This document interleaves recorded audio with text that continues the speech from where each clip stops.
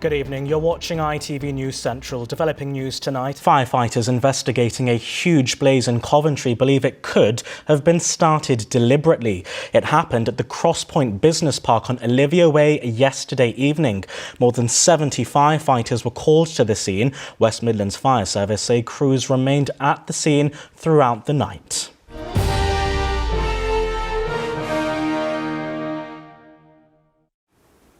Good morning, I'm Raheem and these are your headlines in the East Midlands. A third of cancer patients in the region are buying and eating less food to save money, which charities say can put recovery at risk. Raheem, this isn't really the news that people want right now, is it?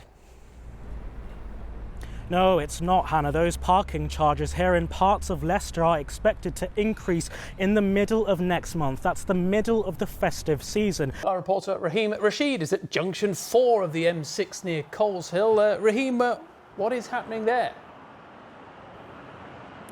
Well, as Andy reported, there's going to be disruption on the train network, but there's going to be little in the way of respite for drivers here on the road network because of this vital link on the M6 being shut for this weekend. Well, transport bosses say that this scheme will launch in Birmingham for now, but they have plans, like the previous scheme, to roll it out across the West Midlands. Though they tell us tonight they have no set date for that, but it will take place in the coming months. Raheem, such sad news, of course, for everybody connected to the young boy. Well, Steve, as you say, their tributes are being paid to young Mustafa Nadeem, who died on this road here in Bordsley Green yesterday morning. The 12-year-old was on a Voice scooter when he collided with a bus at around 8 o'clock in the morning whilst he was on his way to school. In other news now, in an exclusive interview with ITV News Central, the West Midlands Mayor has insisted that e-scooters will return to the streets as a pilot scheme comes to an end next week. That's despite safety concerns from families, including the uncle of a 12-year-old boy who died after a crash while he was riding one. They've become a familiar sight across the West Midlands, but not for much longer. From Wednesday, Voice scooters will be off our streets as the company's pilot trial scheme ends. Since its launch by the Mayor of the West Midlands and local authorities in 2020, there have been many recorded cases of rule breaking and misuse. Riders have been captured using scooters without helmets and in pairs, others driving on pavements causing hazards for the visually impaired, and young people have been seen using them who look to be under 18. But as Voi's contract ends, Andy Street says that decision had nothing to do with health and safety. The end of the contract is coming as planned, not because of any breach in the security procedures. Have you been content with Voi's performance during the pilots and trial scheme? That is all a private matter between TfWM and the contractor. But to be really clear, we have examined very closely how these scooters got into the hands of young people, and that is not a failing on Voi's part. I'm going to miss being a nurse, being a daughter, being a sister, being a friend. I can't be any of those, or I feel like I can't now because of my disability. Lauren has regular bouts of chronic, crippling pain. I really struggle with missing my old life.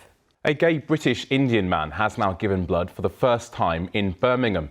He told our reporter Raheem Rashid the old rules made him feel dirty and like a second-class citizen. Are you nervous? Yeah, nervous. You'll be fine, you'll be fine. I'm nervous now. George has never donated blood before.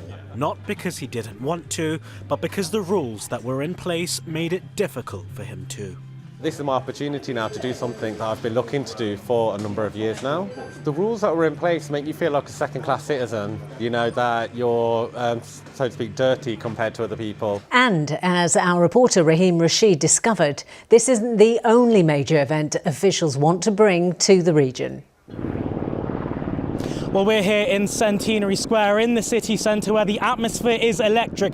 Despite the clouds, it is looking good. The flags are out. The trams and the buses are back up and running. And with the games just over 24 hours away, the question, though, is turning to what we're going to do in the future. What are we going to do in 2 weeks' time? Well, the person who's responsible for that and who can answer that as best as he can is the Mayor of the West Midlands, Andy Street. Thank you for joining us. So, first of all, there are some exciting events ahead in what you're now calling the golden decade for the city. So what we've been talking about this afternoon, myself and the leader of the City Council, is of course we've got to put on her great spectacle. Hi. Fiona has held the protective pillar of her community in West Yorkshire for 17 years and says the service at Normanton Common Academy has never been more vital. It's all about road safety, and what's better than somebody first thing on the morning on the way to school. It's first person to see that's anything to do with school, teaching them road safety. But it's just so much enjoyment that I get from it, seeing little kids come across road and they're so happy. And they just make me day. We must all cross the road with the lollipop lady, lollipop lady. Despite the name change to school crossing patrols, the role has stayed largely the same over the years. The uniform is similar, now appearing brighter and more reflective. Officers still have to deal with unruly drivers, and concerns about job security have stood the test of time. How did you feel when you learned that you'd be getting the sack in April? Oh, hard to describe really. I don't really feel that they've got the right to do it. Figures show those historic issues remain a present-day problem. So I just tried to calm the situation first, get the dog close to me on the lead, and then just very gently ease the mouth open and take the stick out. As Freya's first aid skills saved one lucky pet, it's hoped lessons like these will save more of our loved ones' lives. And then we do a nice... Raheem Rashid, ITV News.